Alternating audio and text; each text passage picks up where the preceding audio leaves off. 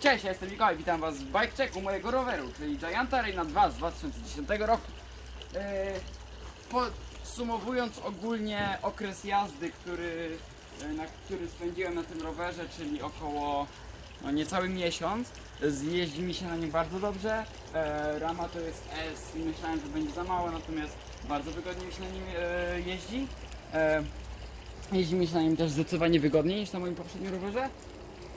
I co? I jestem z niego bardzo zadowolony. Możemy przejść ogólnie do części. Może zaczniemy od kół. Obręcz z tyłu to jest Shimano, a opony to są Schwalbe Fatalbert 26 na 225. Z przodu mamy tą jakąś, nie, chwila. Mamy obręcz, teraz nie widzę. Z przodu mamy obręcz No Tubes, nie kojarzę, ale coś takiego, No Tubes. Mamy właśnie te opony Schwalbe Fatalbert 26 na 225, bardzo fajna grubość.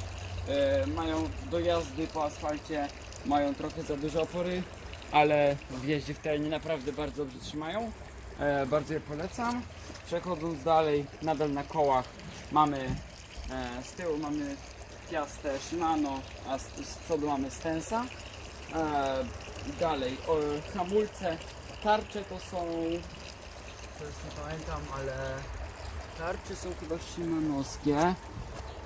Z przodu jest, nie, no to jednak są tarcze Avida obie. Tak samo hamulce są Avidy Elixir 5. Nie są jakieś super, ale gdzie spełniają swoje zadanie. Dalej mamy ramę w rozmiarze S, bardzo fajny kolorek, naprawdę w dobrym stanie. Później mamy korby. Korby są chyba Dartmoora, bo osłonka na zębatki też jest Dartmoora. I mamy te pedały Dartmoor Streamu. Przechodząc do kierownicy, mamy kapsel z Gianta, mostek z Forza. Manetki są Shimano SLX, a manetki hamulcowe są właśnie klamki. Są z Avida Elixira, piątki, a gripy to są te Dartmoor Icon. Robiłem ostatnio w openingu.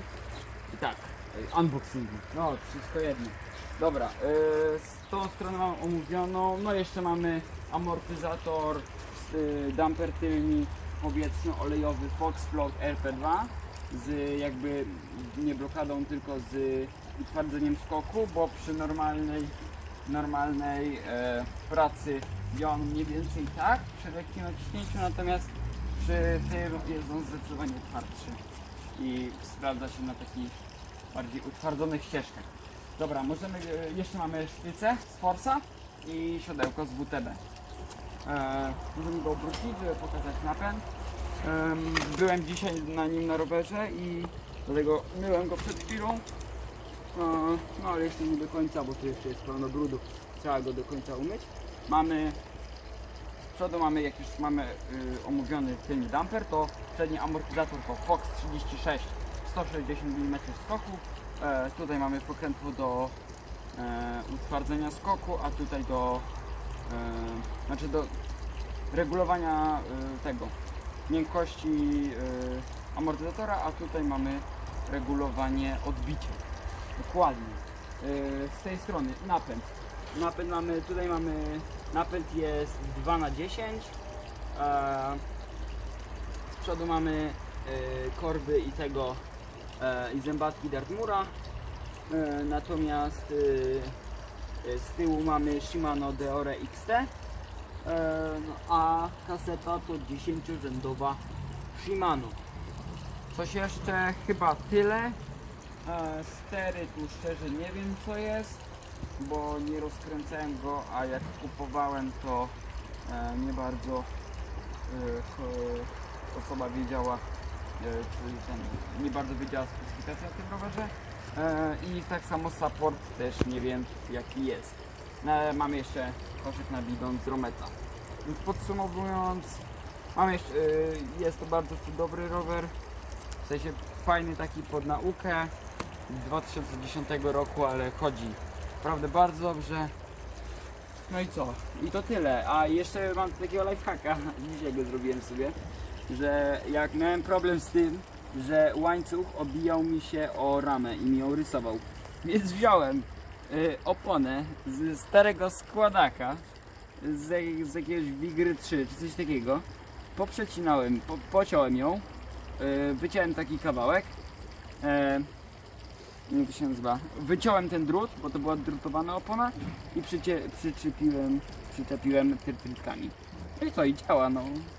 Rama jest zabezpieczona i można. Wiem, że można tutaj też dać taśmę izolacyjną, tak miałem w poprzednim rowerze, oraz dętkę. No ale ja mam oponę i co, działa.